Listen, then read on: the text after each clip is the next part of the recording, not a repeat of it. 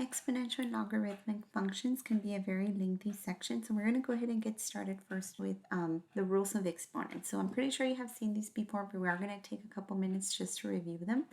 The first rule of exponents that we're going to cover is the product rule. And this tells us that when we multiply two variables, for example, x times x, what we do is that you add the exponents, right? So when you have an x times an x, that's how we get the x squared, because we add the exponent. So this is what we call the product rule. Again, all of these rules can only be applied when you have the same base. So when you multiply an x and a y, this rule would not apply because they have to have the same base. Now the next one is what we call the quotient rule. So when we multiply, we add exponents. Now when we divide two common bases, we subtract the exponents. You subtract the exponent in the numerator minus the exponent in the denominator. Okay, so these are rules that are going to be very helpful later on. Now the third rule we're going to go over is what we call the power rule. Again, this one's going to be we're going to see it very, very often. When you have an exponent raised to an exponent, what you do is that you multiply both of those. So if I have x to the n power is the same thing as having x to the n times n. So for example, if I have x squared to the third, it would just become x to the sixth because I would just multiply the two exponents. The next rule is what we call the zero exponent rule. This is my favorite one. Whenever I ask you, hey, what is this to the 0 power? No need to take out your calculator. You're just going to remember it's going to be 1. Anytime you have anything to the power of 0, it's always going to be 1. So 147 to the 0 power is simply going to be 1.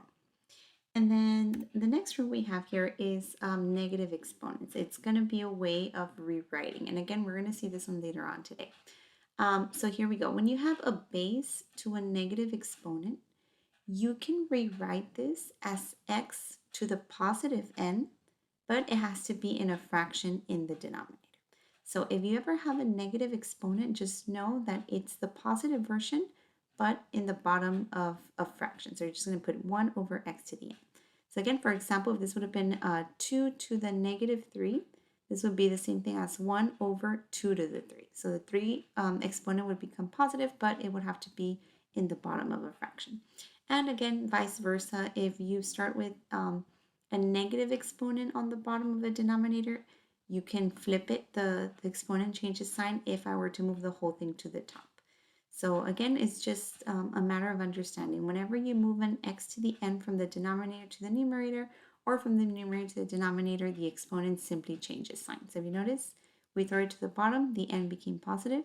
If the n was negative, when we throw it to the top, it becomes a positive. Okay, if these make no sense, again, don't worry, we're going to be talking about those later on. Okay, so the title of this video was Exponential and Logarithmic Functions. So these are going to be new functions we're going to be introducing. So we're in a new unit. We're going to be talking about both, but we're going to go ahead and start with exponential functions. Exponential functions look like this. You're going to have a function, right? So you're going to have y equals or f of x equals, and then you're going to have a base. So b is going to represent base. And now this is called an exponential function because the x is now in the exponent. So if I have 3 to the x, that's an exponential function. If I were to have 137 to the x, that would also be an exponential function. So whenever you see an x in the exponent, this right here is an exponential function. Now, straight off the bat, whatever exponential function I have, the domain is always going to be negative infinity to positive infinity regardless. And then the range is going to be 0 to infinity. Now, make a little bit of note here. The range could depend depending on the transformations. All right, so if I were to transform or to shift the graph up, of course, the range would move. If I were to shift it down or reflect it, the range would change. Okay, so just keep that in mind. But regardless, the domain is always going to be negative infinity to positive infinity. Now, how are we going to graph exponential functions? Just like we have been doing that with previous functions, we're just going to create a table, right? So first thing we're going to do is we're going to create a table with x and y values. And then step 2, you are free to choose any random x value that you want and substitute it into the function in order to create ordered pairs. Once you have a couple of ordered pairs, all you have to do is just plot and connect. Okay, so this is going to be pretty fun. So let's go ahead and try one here. We are asked to graph the function 8 times 3 to the x. And again, you know this is an exponential because the x is on the exponent. So just like we said on the last slide, we're going to create a table. I'm going to go ahead and show all my work already, but then I'm going to guide you through it. So again, this is my exponential function. I create my columns for x and y. And then, like I said, you could choose any numbers that you want. So here I chose 0, 1, and 2 just because they're in the center of the graph. They're going to make it easier for me to plot. But again, feel free to choose any number that you want. Once you choose your numbers, again, what you have to do is substitute them back to the original problem. So I'm going to have 8 times 3. Instead of the x, I'm going to put a 0. Just like we learned earlier, right? Anytime you have something to the 0, this right here just becomes 1. So 8 times 1 gives me 8. Again, my next number was a 1, so I substituted into the x. And again, order of operations. 3 to the first power gives me 3. And then 8 times 3, I got 24. All right, and just for fun, I went ahead and did a third point. So I substituted in here. 3 to the second power gives me 9. And then 8 times 9 gives me 72. So again, you can do as many as you want, but I went ahead and just did 3 points. Don't forget to do your ordered pairs. So if you notice, my first ordered pair is going to be the x value that I chose, which was 0, and then the y value that I got, which was 8. Same thing here. This gives me the ordered pair 1, 24, and then the third one 2, 72. Step 3, all we have to do is just plot them and connect it. This is what exponential functions are going to look like. They start very steady, and then they just rise, right? So I'm pretty sure you've heard that, right? Like, oh, it rose exponentially or it grew exponentially. It means that it grows pretty fast. So I plotted my 3 points, and you can see we have 0, 8, we have 124, and then we have 272 all the way over here. So this is, again, the way you would graph an exponential function. All right, so that was for graphing. Now here comes the interesting part, and the main part of the video is solving equations. So we're going to go ahead and start by solving what we call exponential equations. Your best friend when solving exponential equations is what we call the like basis property. So whenever we have an exponential equation, again, this is when you have the x or the variable in the exponent. In order to solve this, we're going to use the like basis property. What this property says is that if for some reason we can manage both sides of the equation to have the same base, so again, look at this, we have a b and a b on both sides. If they have the same base, we are set. All we have to do now is we're going to drop the bases and we're just going to set the exponents equal to each other and solve. So if for some reason you encounter an exponential function where the two sides already have the same base, like on this one, you could pretend that the bases are not there, and then you just set the exponents equal to each other. So I would just kind of cancel out the b's, and I would end up with just m equals n. Okay, again, if that doesn't make any sense, don't worry, we're going to go ahead and try our problem in a little bit. So this is what we're going to do, right? In order to solve these problems, step number 1 is when we're going to have to isolate the exponent on one side. So if for some reason you have different numbers all over the place, we are going to have to move things around so that the exponents are on one side. And then step 2, like I told you, if you get lucky, you're going to have the same base. But if you don't, you are going to have to rewrite in order to have the same bases. Step 3, once your bases are the same on the right and on the left side of the equation, you can drop them. And all you have to do to solve the problem is just set the exponents equal to each other. So again, the main goal is to have the same base on both sides of the equation. And of course, step number 4 is just simply solve, and you'll get your final answer. So this is what I mean, right?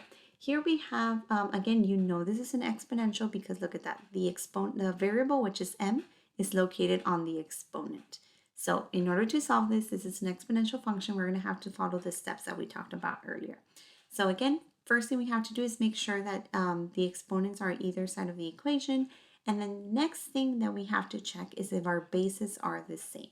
Again, your base is the number or the variable. In this case, it's the number that is being raised to the exponent. So on this left side, the base is 3. And on this right side, the base is also 3. So we are all set. So when you have the same base on both sides, you could just pretend they're not there, and you just focus on the exponents. So m plus 8, which is on the left side, must be equal to 8m plus 6, which is on the right side. And from here, we should already know how to do this. We just have to solve. So in order to solve this, I'm going to go ahead and subtract 8m from both sides. So I'm going to go ahead and do that as well here. Or you know what, I'm just going to show you what I did. I moved the 8m to this side, so it becomes a negative. So So I'm going to have m minus 8m. That's how I got the negative 7m. And then this 8, I threw it to the other side. But of course, if I move it to this side, it becomes a negative. So I'm going to have 6 minus 8, which gives me the negative 2. From here, hopefully you know what to do next. Super simple. I just have to divide both sides by negative 7 because, again, you're solving for the variable. You have to leave the m by itself. If I divide both sides by negative 7, I am done, and I get my final answer of 2 over 7. Again, because we have a negative divided by a negative, which gives us a positive 2 over 7. So I don't think that was that bad. Again, we were all set because the bases were the same in this problem. All right, now things change a little bit more when we have this type of problem here. So here we have 5 to the m equals 125. Obviously, again, this is an exponential because the variable is in the exponent, but we run across an issue here, right? The bases are not the same. The base on this side is 5, and the base on the right side is 125. So if we go back to what we read earlier, we have to rewrite it to have the same base. So I'm going to go ahead and go back to the problem we're working on. Here we have a 5 to the m. We also have to have a 5 to something on this side. So they have to have the same base. Luckily for us, 125 can be written as 5 to the third power. If you have no idea how I got that, I seriously just played around, right? I tried 5 to the first, but 5 to the first power is just 5. I know that 5 to the second power is 25. So I tried 5 to the third power and it gave me 125. So if you notice, the problem has not changed. The only thing I did was rewrite the 125 as a 5 to the something. And then look at that. Now my bases are the same, so I could pretend that they're not there. And I'm just left with m equals 3. No need to solve because I already know the value of m. Okay, so hopefully you're getting a little idea of what's happening. But again, in order to solve these problems, you have to have the same base. Okay, let's try a few more here. So we have 16m equals 32. Again, I have to have the same base on both sides. So the cool thing about the last problem, let me just go back real quick. The 125 was able to be rewritten as 5 to the something. So let's go back to our problem. Here, there's no way that 32 can be written as 16 to the something. The 16 to the first power is 16, but 16 to the second power is going to be a huge number, so there's no way. So what we're going to do now is ask ourselves, can a 16 and a 32 both be written as a number to a power? So I know that 16 is actually 4 to the second power. Now the question is, can 32 be written as 4 to a power? So again, I'm going to try them out. 4 to the first is 4. 4 to the second power is 16. But then when I do 4 to the third power, and I'm going to go ahead and put it in my calculator real quick, I get 64, which is too much. So I'm running into a little issue here because I cannot do a base of 4. So here's where you just have to stop and think. But again, these are even numbers. So let's go ahead and try a smaller number. Can both of these numbers be written as 2 to an exponent of something? So 2 to the first power is 2. 2 to the second power is 4. 2 to the third power is 8. But 2 to the fourth power is 16. And if I do it one more time, 2 to the fifth power gives me 32. So look at that.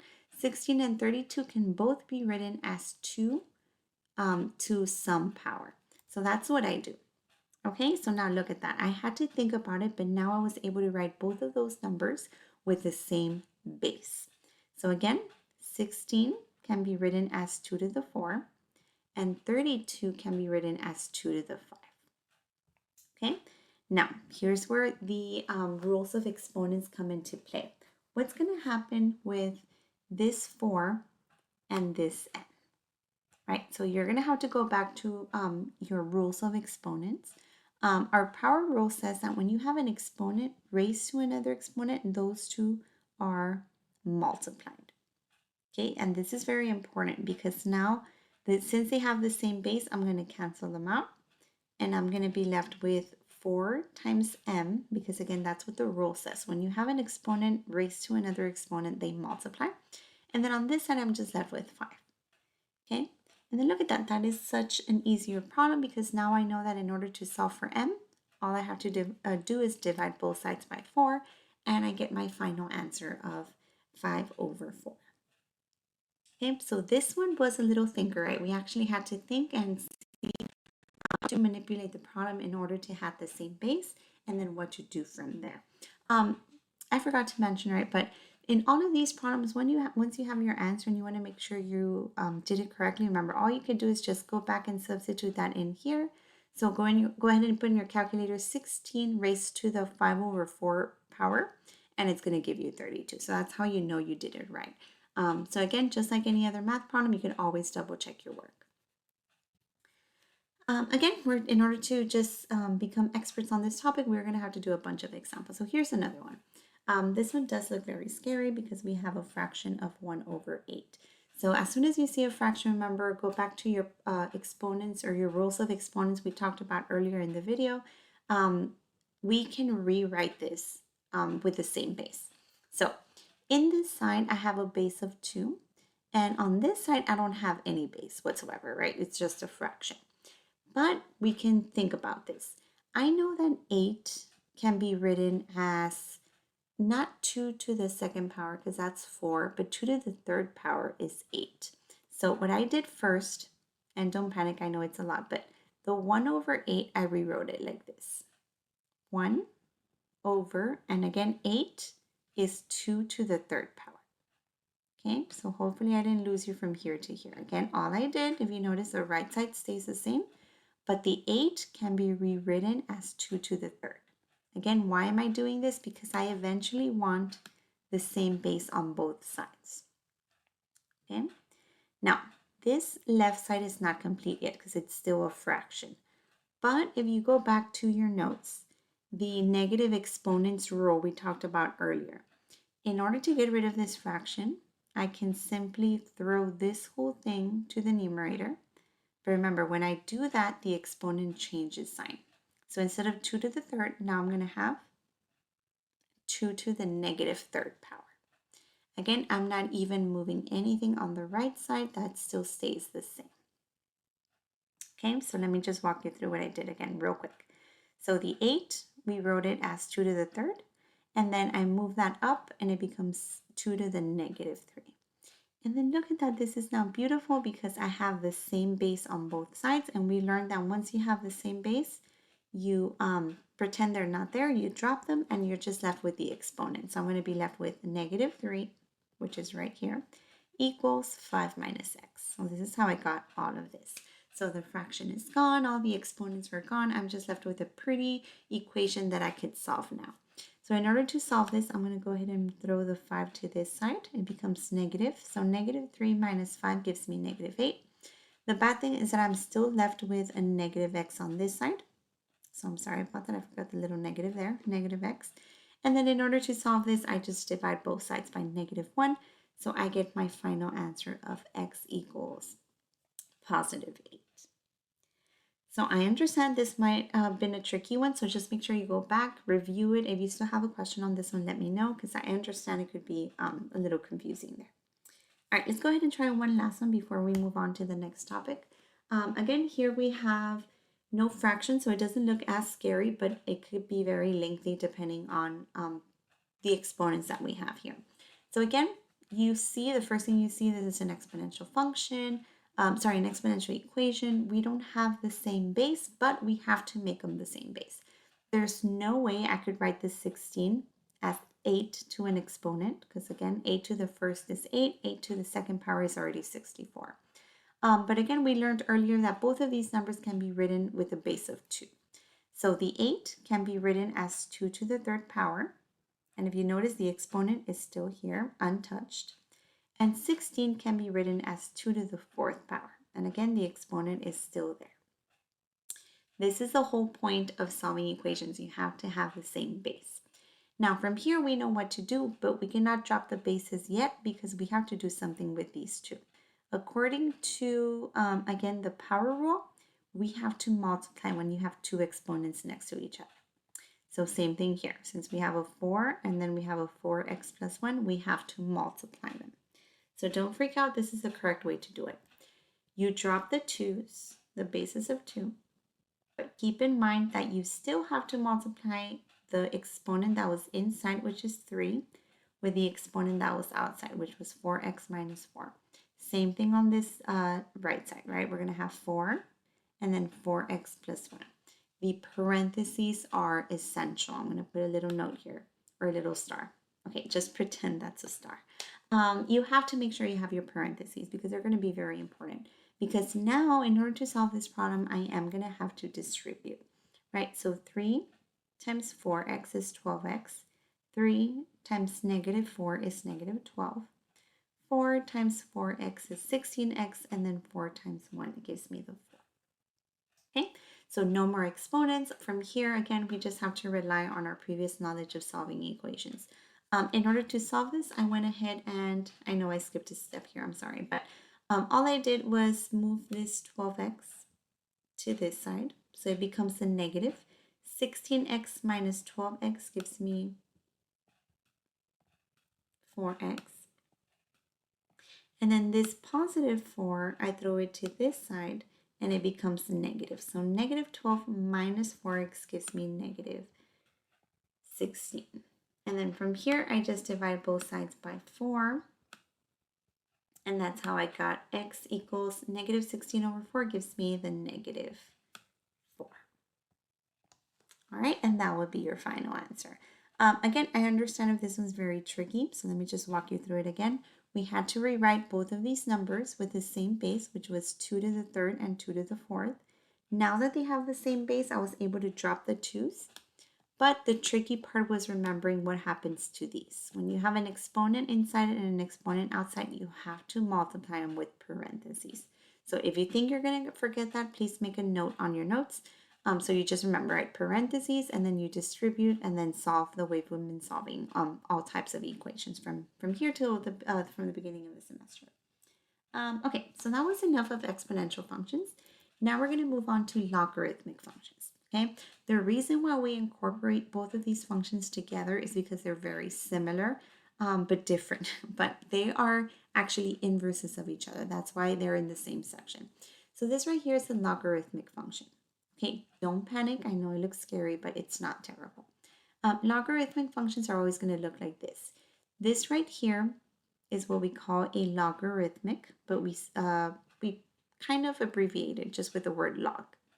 Now, a log has two things. It has a little number on the bottom, which we call the base. So you're going to see a little b there.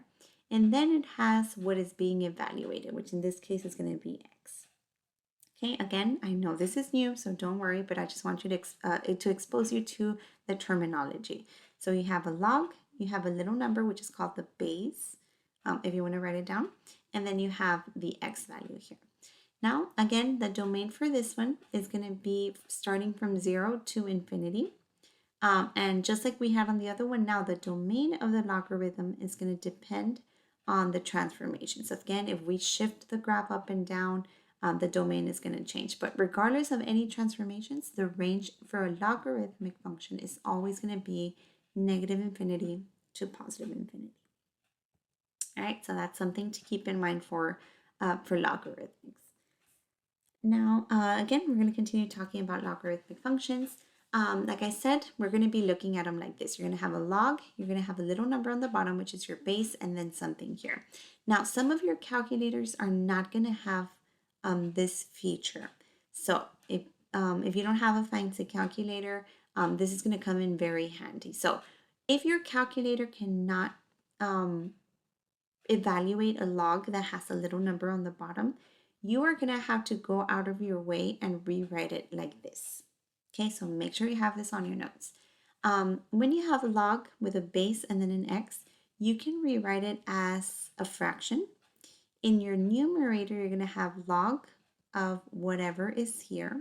So in this case, it's x, log of x, divided by log of the little number, which in this case is b.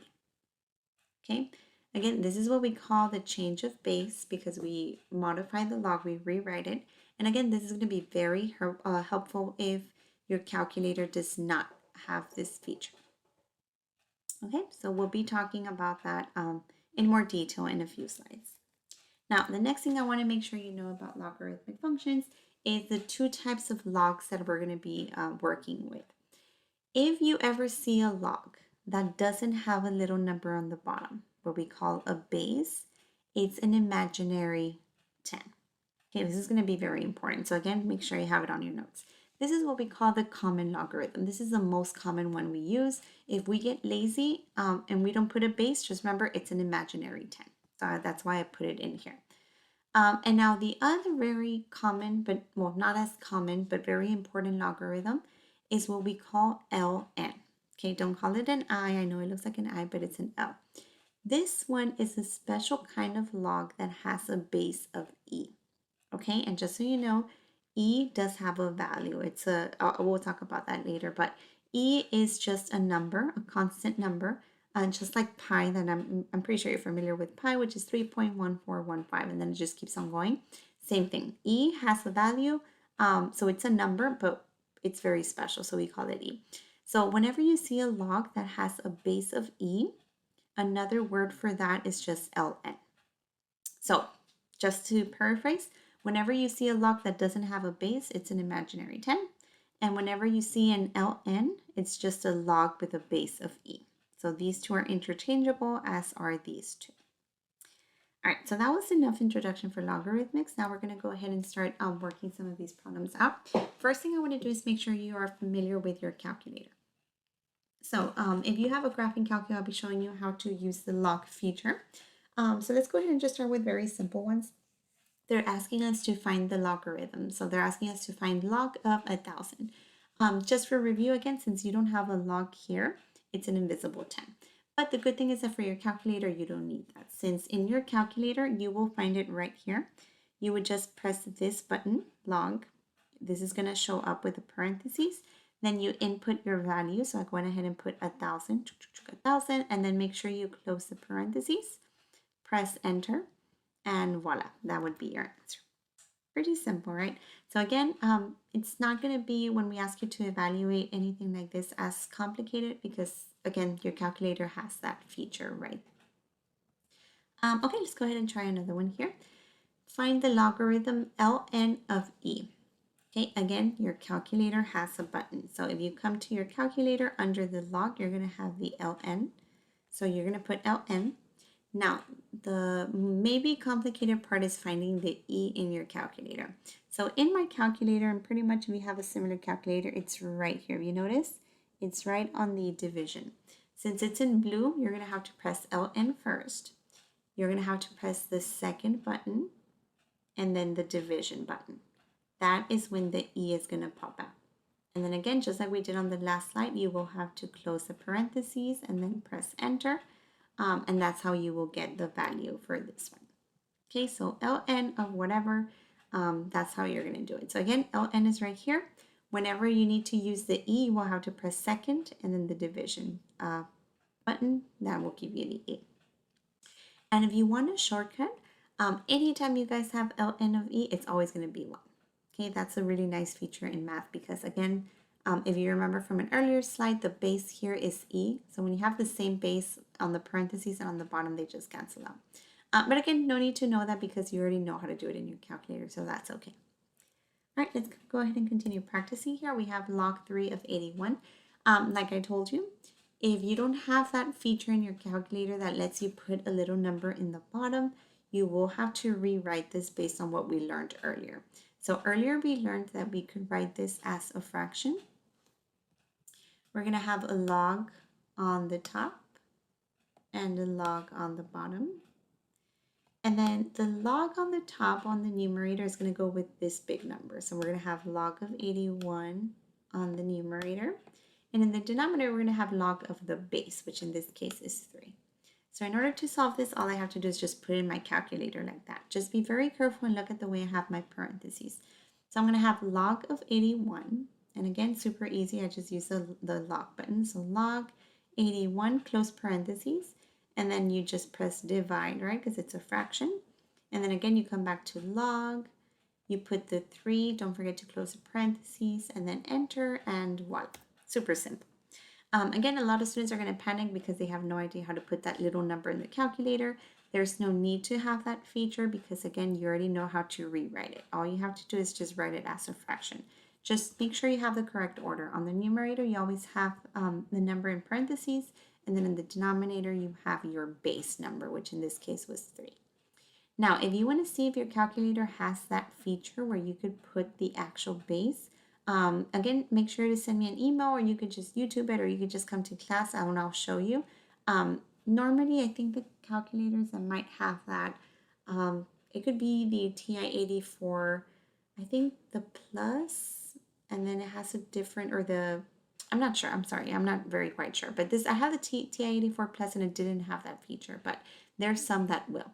And if you want to check, you could press the math button, and then after you press the math button, you would go to the number tab, and then you would scroll up.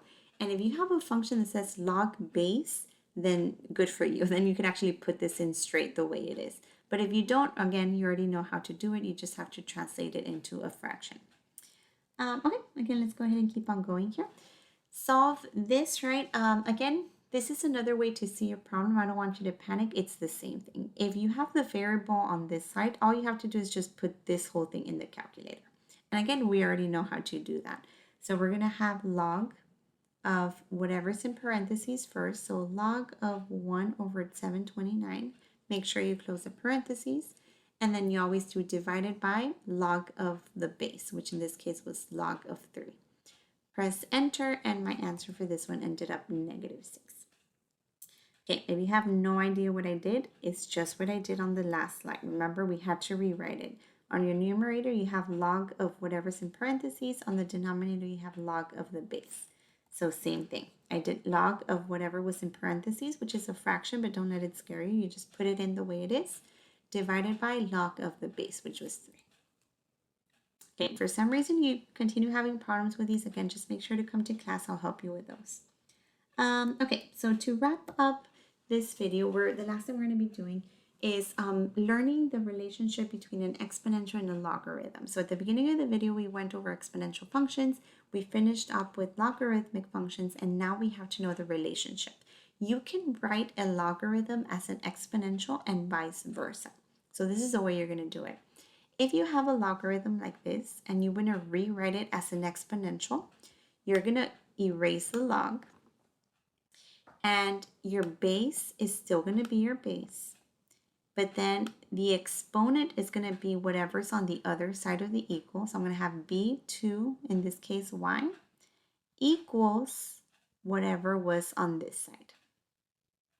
That's all you're going to do. So if you have a logarithm and I ask you, hey, I want you to rewrite it as an exponential, again, erase the log. Your base, which is a little number, is still going to be your base. Whatever was on the other side of the equal sign is going to be your exponent. And then whatever was next to the base over here is going to be on the other side of the equal sign. Now, I could also ask you to do it backwards. If I give you an exponential, and I tell you, hey, I want you to write it as a logarithm, the first thing you're going to do is add the word log. Your base is going to be, of course, the base you had here. On the other side of the equal sign, you're going to have the exponent that was next to the b. And then next to the b, you're going to have whatever was on the other side of the equal sign. Okay, this might take you a while to see, but again, I would just recommend you have this handy for all these types of problems so you could easily go back and forth through the two different formats. So we're going to go ahead and just practice how to change back and forth. So if you notice this one's an exponential. How do we know? Because obviously it doesn't have the word log in there. So in order to write this as a logarithm, just remember this is the way you rewrite. So I'm going to go ahead and add the word log because they want me to write as a logarithm. And I need to fill up these 3 spaces. Right, I need to have a base. I have to have something on this side. I have to have something on that side. So remember, the base, which is the 6, is still the base. So this is going to be a 6. The exponent, remember, goes on the other side of the equal sign. So this is going to go over here. And then obviously whatever is left over here is whatever goes next to the 6. And that's it. That's my answer, right? It's just a matter of fact of understanding the 2 different formats and how to go from one to the other. All right, now let's change this a little bit. Now we have a log and we have to change it to an exponential. So again, in order to create this in exponential, I get rid of the log. And then this is going to be my base. I'm going to have 7. Whatever's on the other side of the equal sign is going to be my exponent. And then equals whatever was on the other side or next to the 7. So equals 340. And there you go. That's all you had to do. So I'm pretty sure you guys will like this. Once you get the gist of it, you should be able to do this super quick. Okay, one more just for practice. Write as an exponential. It has the word log, so we're going to get rid of that. And I'm not going to do it on this side because we already know. This is going to be your base. I'm going to have 10 to the power of r equals m. There you go, 10 to the power of r equals m. Again, you don't have to memorize. You could just have this with you at all times. This is how you go from a log to an exponential and from an exponential back to a log. All right. Okay. So since we already know all about exponentials and logarithm, now we can start solving the types of problems that require us to convert back and forth. So again, just in general, to solve a logarithm equation, we will have to convert it to an exponential equation. So sometimes logarithms are going to be hard to solve, but we already know a trick to help us out. So for example, on this one, they're asking us to solve for m, right? So we have to figure out what is m. Since the m is in the base, there's no way to solve this in the calculator. Like you cannot just go to your calculator and put a little m and magically get the answer. But again, we know how to get rid of the log. We just learned. So if I want to solve this, I'm going to get rid of the log. But I'm going to have to rewrite this. I'm going to have m to the power of 4 equals 1296. Because we just learned that like a couple seconds ago. I could just rewrite this like this. So I'm going to have m to the 4 equals 1296. And we already know how to solve this, right? Whenever you want to get rid of an exponent, the opposite of an exponent is a root. So if this was a square, I would just square root both sides and I'm done. But since this is a 4, I'm going to do what we call a fourth root. All right, what I do to one side, I have to come and do it to the other side. So I'm going to put a little 4 here. Now, obviously, these two cancel out. So I'm just left with m equals the fourth root of 1296. And then you just put this in your calculator. The fourth root of 1296 is actually just 6. If you don't know how to put this in your calculator, let me know. But again, it's on the math button. If you have a graphing calculator, you go to math, and then you look for a little symbol that looks like this with a little x and something like that. Okay, so in your calculator, you would put a 4, and then you would look for this button under the math button, and then you would put the number 1296, and then it will give you your answer. So again, this was not as bad to solve, but again, you do have to know how to rewrite it. So again, you just get rid of the log, you rewrite this as m to the 4 equals 1296, and then you just solve it using the math steps that we've already learned earlier. All right. Hold on with me. We're almost done. We just have 2 problems to go. Same thing here. In order to solve this, get rid of the log. Rewrite this as 3 to the power of 4 equals x. So 3 to the power of 4 equals x. The x is already by itself, so I'm already done. I'll just have to calculate this. So in your calculator, 3 to the 4th power is 81. And voila, I'm done with that one. So don't think they're that scary, right? If you have the word log, it does look kind of scary, but you know how to get rid of it. Okay, we made it to the last problem for today. Log of base 3 of 81 equals r. Again, whenever you have a value on this side, we could just rewrite it. So 3 to the r equals 81. And then again, in order to solve this, there's no way I could do a root, right? Because I can't do the rth root because there's no such thing. But we already learned how to do this one earlier. Remember, in order to solve this, you have to have the same base on both sides. So 81 can be written as 3 to the power of 4. And now that I have the same base, I just have my answer of r equals 4. Super simple. Just so you know, you could have also just put this in your calculator the way we learned earlier. You would put log of 81 divided by log of 3, press enter, and then that will give you 4, which is the value of r. So this one I just threw it in here because there's 2 ways of doing it. Hopefully you were able to catch the way that you prefer. But again, if you do feel lost with these, just make sure to send me an email or join class time and we could go over a few of these together.